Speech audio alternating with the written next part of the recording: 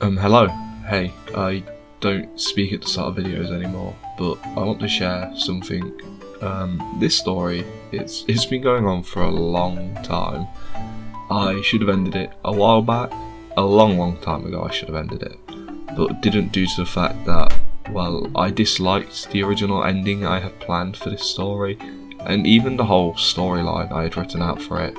To the point I tried to rewrite the story to some degree, hence the remake of the first two parts. But even with what I fixed in those first two parts in the remake, I still have issues with this story. I think it's probably just due to the fact that I now have different ideas of how I would have handled everything, and stuff like that. It's a sign that I've grown, but it's very clear to me that this is a story I wrote very early in my YouTube career, and it's not one I'm super proud of. To the point I've wanted it to be over and done with for quite a while now, but I decided I was going to finish it, since it is a story lots of people do love. And all of this being said, I don't hate this story, I just would disagree with a lot of my old decisions, which, like I had said, is a good thing, because it means I've grown.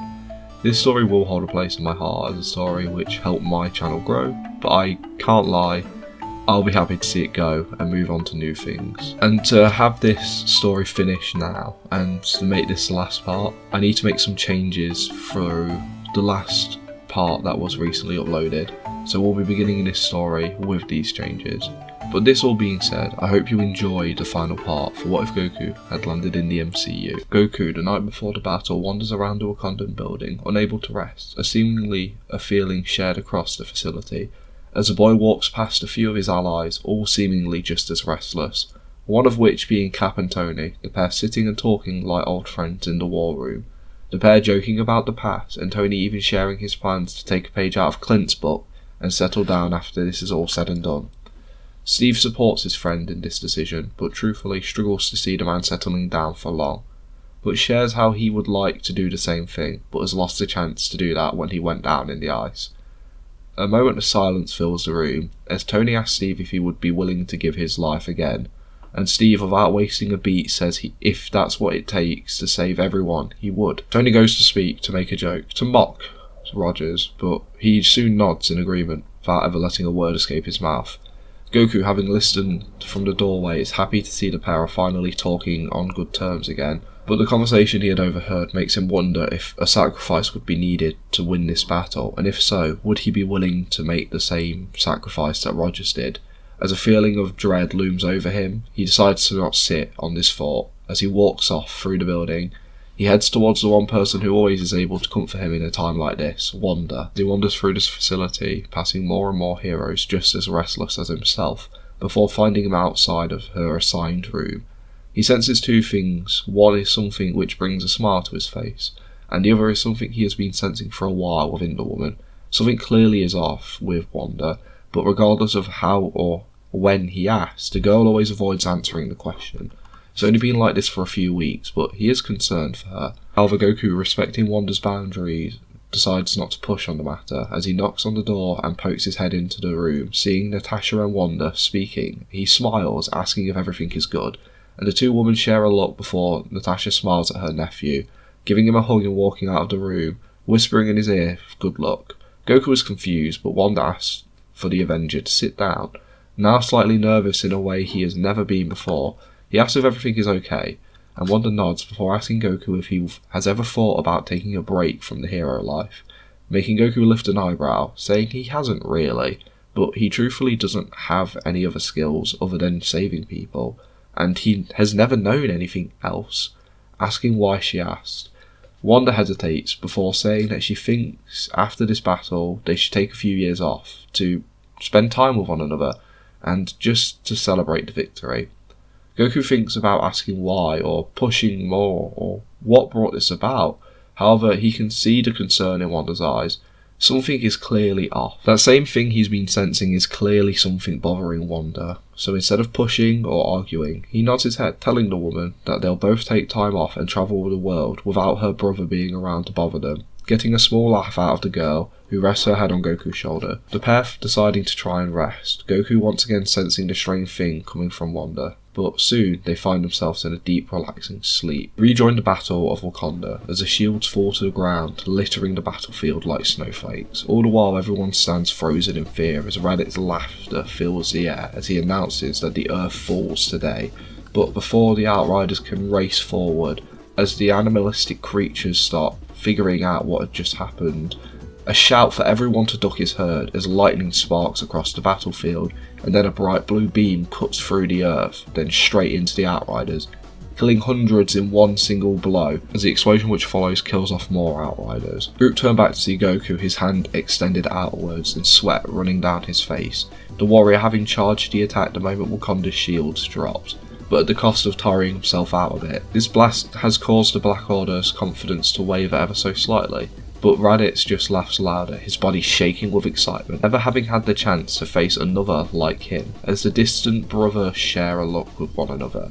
Goku knowing that he is the only one present who can even stand a chance against this guy, as he wipes the sweat from his brow, telling Petro and Wanda to stay close to the Doctor, as to not let anyone get the stone, something the pair nod to, as Goku builds up his ki and then erupts upwards, throwing the first punch at Raditz, which the man effortlessly blocks, countering with his own punch. However, Goku, thanks to the assistance of gravity, avoids the attack, but the power from the missed punch sends a shockwave of air into the ground below, cracking and crushing anything near it. As the ground rumbles at the horde of Outriders racing towards the battle, a scared and still badly wounded Loki lays in bed.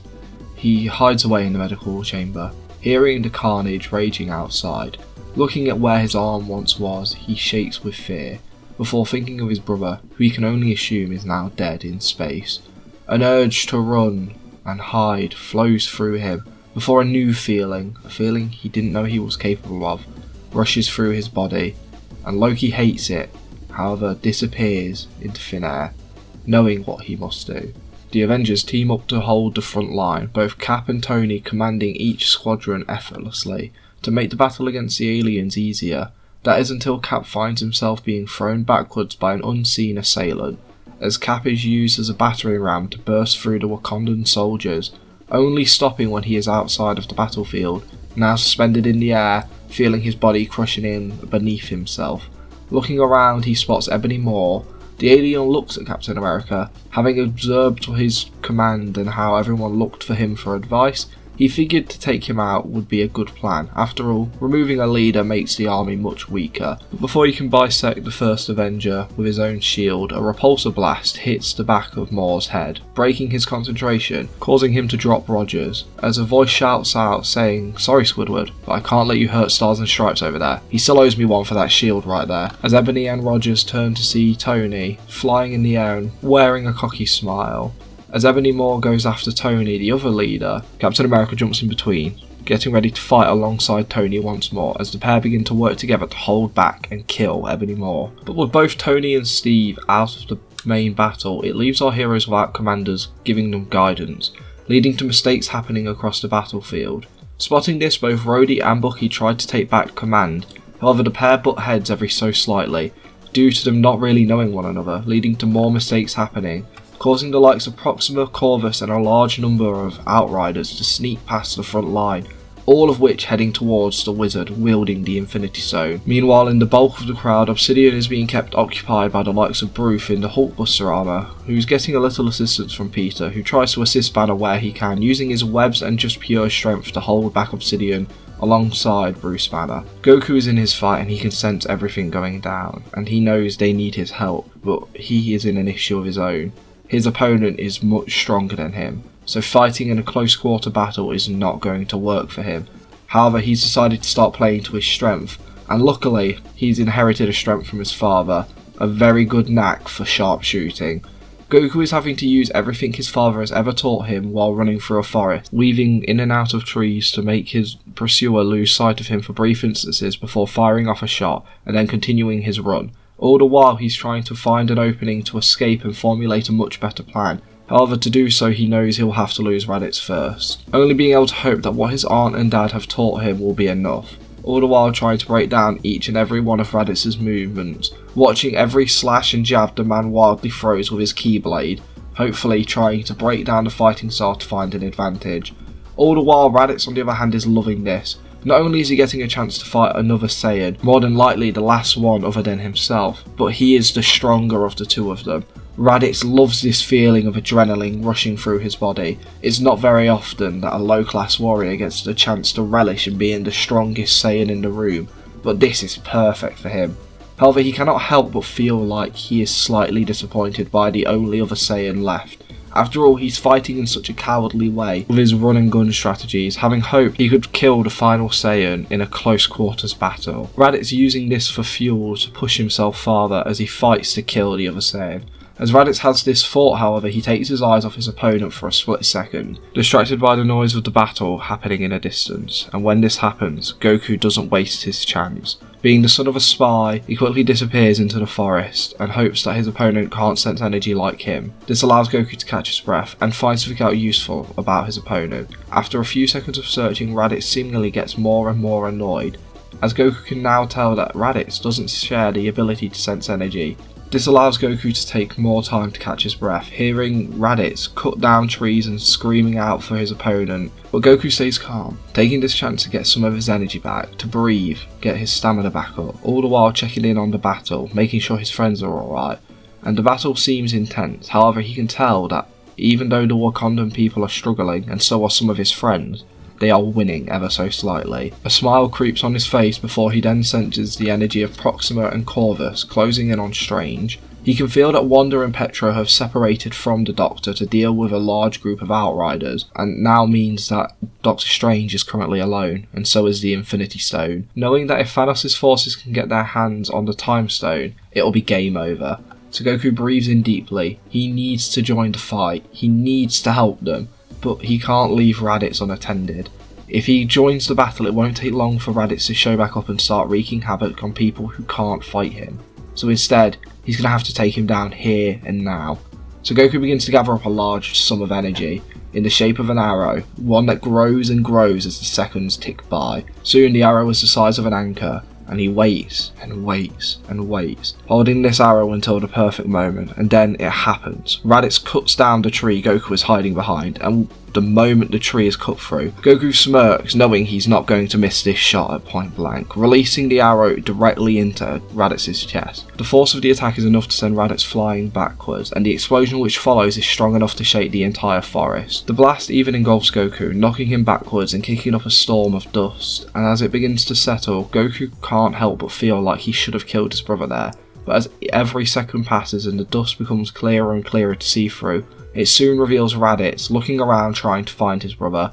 The centerpiece of his armour cracked from the force of the previous attack, his body possibly having taken some internal damage, all the while his body is covered in bruises and burns. He looks around like an animal searching for its prey before spotting his younger brother. Goku goes to take flight to get some distance between himself and Raditz, however it's too late as Raditz disappears and reappears in front of Goku, doing a spinning kick into his brother's stomach, sending the younger Saiyan blasting off. However, Goku, being smart, withdraws his power pole and slams it into the ground, stopping any momentum he had built up, allowing him to make some distance between himself and his brother, while also making sure he is ready to fight Raditz if he was to come at him once more. However, Goku, using his ability to sense ki, quickly can deduce that his brother has lost some power. It's clear that the Ki Blast arrow had done some serious damage, but not only that, Goku has used a lot of energy to form the arrow, and he won't be able to make another attack quite like that. Instead, Goku chooses to engage his brother in close quarter combat, now feeling like he could hold his own much better than before. As Goku points one end of his newly coated vibranium power pole towards his brother, telling him to bring it on, Raditz ignites his Keyblade, smiling, finally getting the battle he wanted. Over with Strange, the Doctor has spotted Rogers and Stark struggling against Ebony Maw, and he has started to make his way over to the battle, trying to help them, knowing his magic will be better suited for fighting a telekinetic warrior. As he approaches the fight, however, he fails to notice two assassins slowly stalking ever closer towards their prey. As Proxima's killer instincts tell her that she's within striking distance, she jumps forwards to run her blade through Strange's back. However, inches before she can reach Strange's body, something cold and hard is forcibly inserted into her lower abdomen. Looking down to see a floating dagger, which is then forcibly pulled down, gutting the woman in one attack. As the trickster finally reveals himself, Loki tells the woman that he cannot allow her to hurt that wizard. After all, he has to make him pay for the trick he played on him not that long ago. Strange, having heard the commotion, turns to see Loki having saved his life. The Trickster God now stands in front of a bleeding Proxima. Strange is internally shocked, but plays it cool on the outside, telling Loki he only had him in suspended fall for a short while. Plus, he saved his life shortly after, so they'll call it even. As Strange then warns the duo of assassins that he is the Sorcerer Supreme and won't be falling to them. Proxima says that she isn't afraid of any of his silly little magic tricks, but the Doctor just smiles. All the while, Corvus screams out for his partner, telling her to escape. However, her warrior's pride gets the better of her as she goes to engage Loki once more. Before either can make it too far, Strange casts an incantation which makes both assassins stop, as grass below them begins to slowly grab at the assassins, climbing its way up their body, trying to hold them in place. Both assassins begin cutting at the vines, trying to consume their bodies, and in this instant, Loki is quick to end both of their lives, slashing at both of their throats in an instant, ending their life. Before Loki and Strange split, the Trickster God disappearing from sight, making his way towards Obsidian, while Strange spends a second thinking how strange this is, before realising that, at least for now, Loki's on their team. Going off to join the battle against Ebony Maw, the battle in Wakanda intensely rages on throughout the country. Each Avenger fights to the best of their abilities and are slowly gaining an advantage. It is becoming more present when Banner and Peter, with some assistance from Loki, manage to put down Obsidian, now allowing them to rejoin the main battle against the Outriders. While Tony and Cap, now joined by Steven, easily get the best of Ebony Maw, who is now down for the count himself, having bitten off more than he can chew against 3 of Earth's mightiest heroes. On the front line, Wanda and Petro show themselves as the hero's strongest units, Petro's speed easily making it so the hordes of Outriders are never able to become too large and never able to overrun anyone, while Wanda uses her telekinetic abilities to stop any heavy machinery from entering the battlefield, both trying to rush to finish this battle so they can assist their friend. Goku's power pole clashes against the Keyblade of Raditz. Goku's body bleeds from the cuts he had received during this battle, while Raditz's face brandishes many bruises from where his younger brother had landed his attacks directly in his face. Goku, feeling the battle turning in the favour of his team, tells Raditz that he should leave now and lead a normal, peaceful life out in space, since he's going to lose this, and the only way things are going to end that way is with him dying. However, Raditz reminds his brother of 2 things. Not only is Goku the weaker of the 2 of them, his father has yet to arrive on the battlefield, and as if being summoned by his son, a presence Goku fears and sends a shiver down his spine as Thanos arrives on the battlefield. He warps in and for a second takes in the damage his army has sustained, seeing the lifeless bodies of the Black Order scattered around the battlefield. Thanos sighs in disappointment, but now it doesn't matter. These are the results he expected from the Black Order. After all, they were always second fiddle to his sons and daughters, and now he can't help but wonder where his son has gotten to. As for our heroes, Banner is the first to let out a scream to warn everyone of Thanos' arrival, alerting everyone to his presence. His shout being loud enough to grab Goku and Raditz's attention as they hear it in the distant forest. The pair share a quick glance at one another before Goku tries to jump over his brother's shoulders to rush over to help his friend, only to get his leg grabbed and then slammed into the ground where he once stood. Raditz then goes to stab his brother in the chest, but the younger Saiyan fires a ki blast into the older one's face, making him lose balance, allowing Goku to try and escape once more, only to get cut off once again, as Raditz wants to finish this battle truly. Raditz forcing Goku to sit on the sidelines and spectate the battle he had feared for many years, as the pair begin to battle once more. Meanwhile, the heroes on the battlefield group up with one another, some shocked to see Loki amongst their ranks, a feeling shared by Thanos. However, he doesn't think much of it. Instead, he gives the heroes a choice to hand over the Mind Stone and save themselves a world of pain.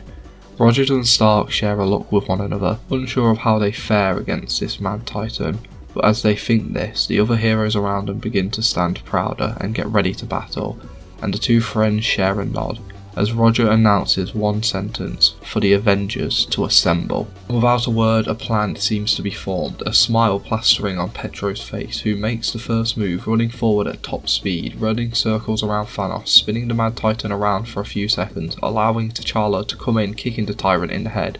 As Thanos goes to hit T'Challa, he is unable to move, being pinned down by Wanda's telekinetic powers, as a firing squad of Bucky, Rhodey, Sam, Natasha and Tony unleash a barrage of bullets and blasts towards the Infinity Stone wielding alien. Wanda loosens the grip of the telekinetic hold she had on Thanos, making Thanos stumble backwards from the barrage of bullets and blasts he had just taken, allowing Cap to run forward and slam his shield into the Titan's face, making the Mad Titan stumble even further backwards. However, he quickly recovers, going to grab Rogers by the throat, only for his arm to be pulled back by a web.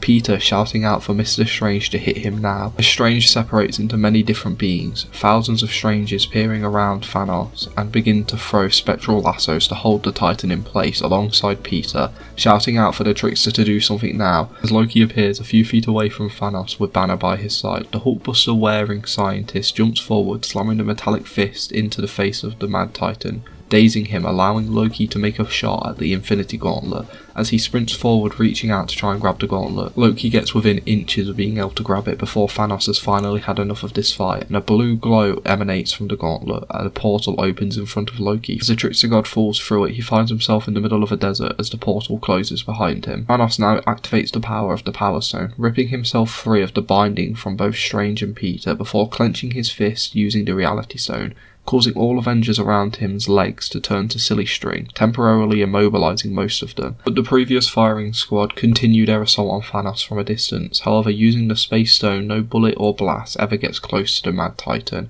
as he continues his walk towards Strange, who quickly tries to sling ring himself out of there, only for his arms to turn to ducks and not be able to do anything with them. Wanda, having spent the last few minutes building up a massive surge of energy, sends out a wave of psionic energy, hitting Thanos directly, temporarily holding him in place. As he screams out in pain, Wanda showing off the true extent of her power. Electro, using his high speed, begins to crawl towards Strange at an alarming rate, wanting to remove him from the battlefield before Thanos can ever break free of Wanda's hold, but never manages to make it to the Sorcerer Supreme. As Thanos uses the Mind Stone, the very same item which granted the Maximoff twins their great strength, to cause both to fall into a deep sleep they will never awaken from. Steve, getting desperate, throws his shield at Thanos, trying to slow him down just an inch more, but the Titan catches the vibranium frisbee and throws it to the side, not wanting to deal with this anymore. And soon Thanos makes it to Strange, where his cape tries to save him, only to be turned into a straitjacket by the Reality Stone.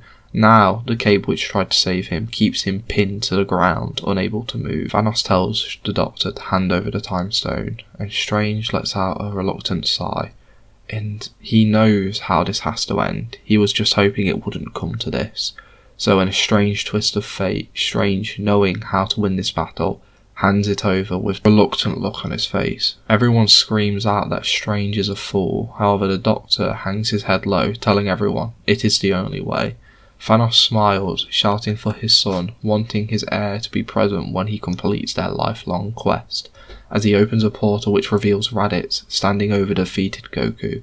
The Avenger, having been distracted by the battle against Thanos, spent most of his time trying to escape to help his friend, causing him to get hit by many attacks, his body and face covered in blood which mostly belongs to him.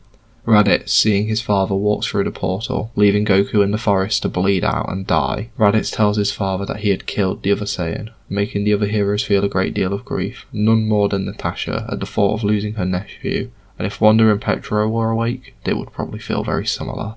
Thanos is annoyed with his son for not following orders, but the joy he feels from having all the Infinity Stones washes that feeling away as he places his hand on Raditz's back, telling him that he has been a great son and has made him very proud. He then turns to the Avengers, telling them that they posed a threat for a time, but they have now learnt that fate is truly inevitable. Thanos first undoes the changes he had made to reality. Straight away, both Tony and Steve race forward in an attempt to stop Thanos, but the Mad Titan has already begun to snap his finger, and soon a bright light erupts from his hand. As the light dissipates, everyone stands still in silence, even Raditz does himself, before a scream from behind as Wakandan soldiers turn to dust grabs everyone's attention.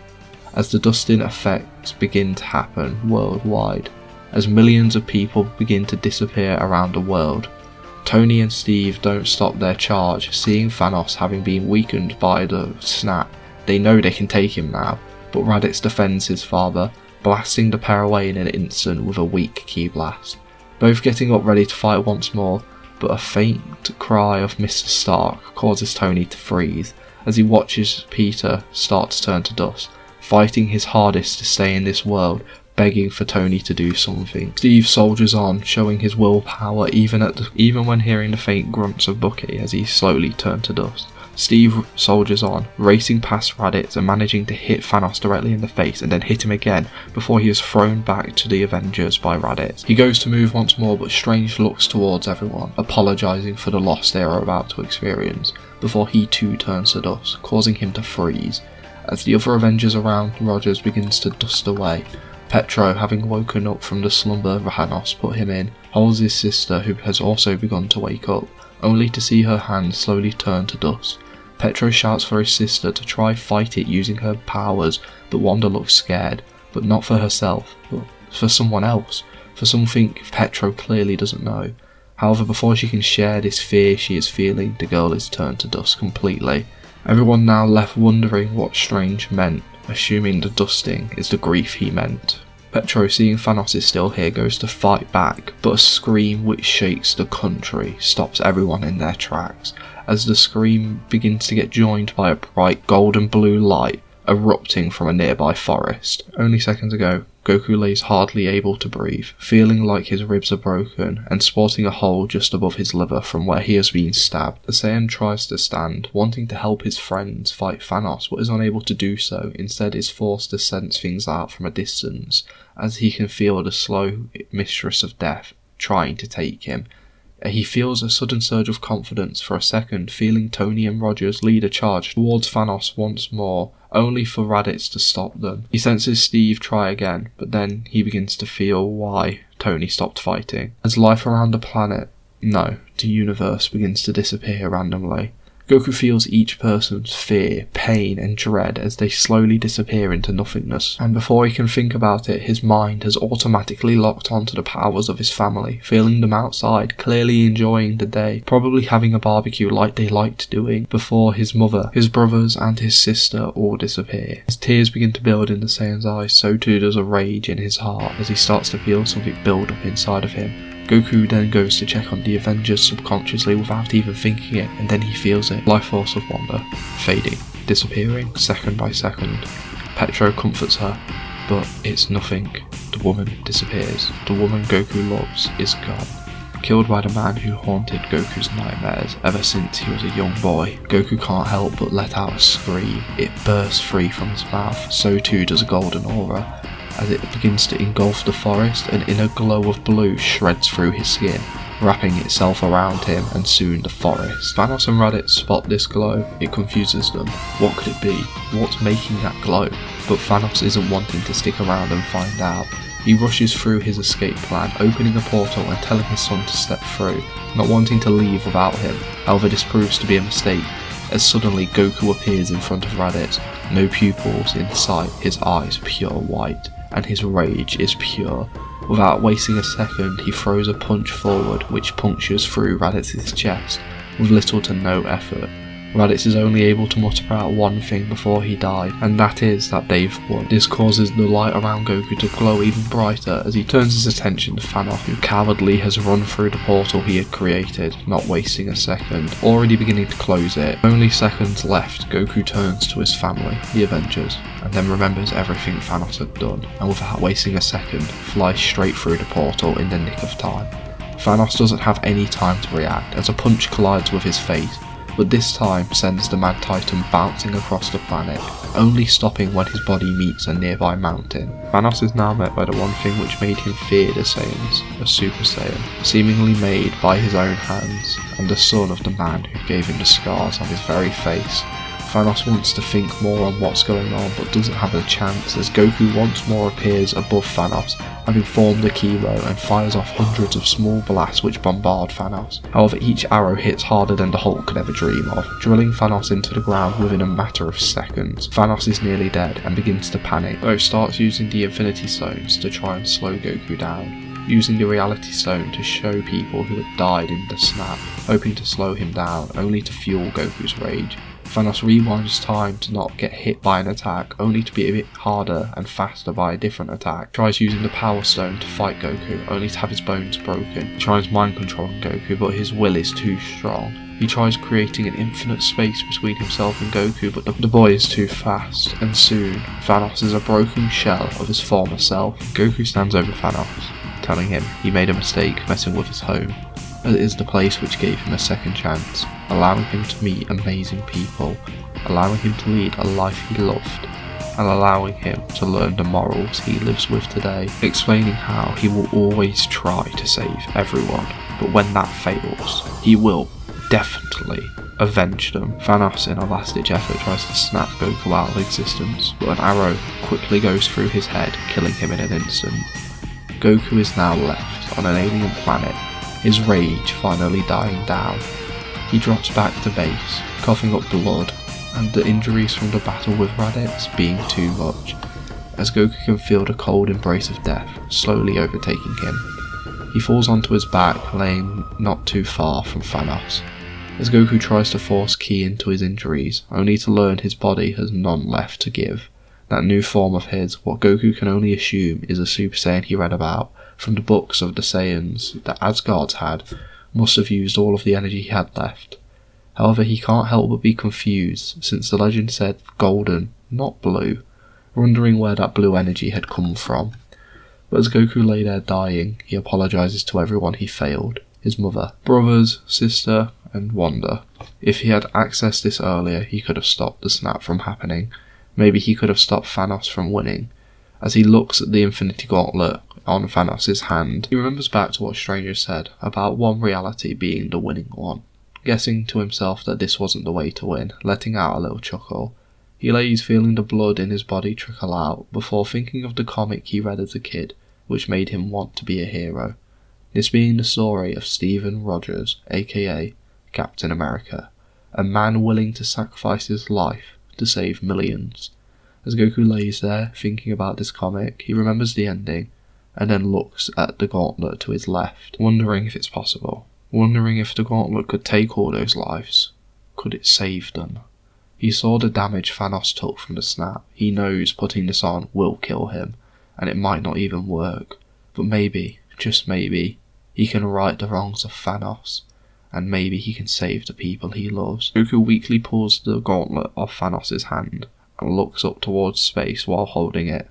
He tries to sense Earth, but can't find it, as he lets out a soft smile, thinking that he must be too weak. So quietly, he thanks Earth for letting him call it home, and even giving him an amazing chance to have a great life, with amazing family, and some great friends, and a perfect girl.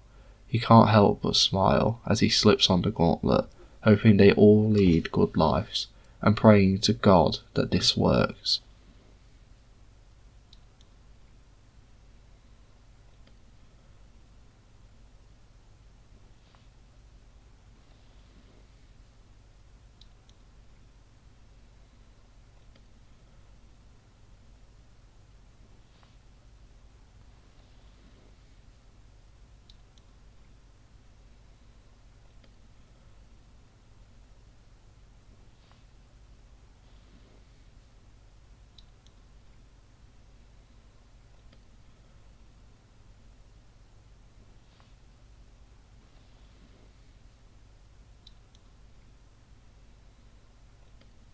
Two boys sit watching the clock, tapping their feet, sharing a quick glance back and forth before the bell finally rings. The pair almost leap out of their chairs as they race down the hallways and head towards the exit at a lightning fast speed, as they then run towards a nearby alleyway, both making sure the coast is clear before opening their backpacks and beginning to change into completely different outfits.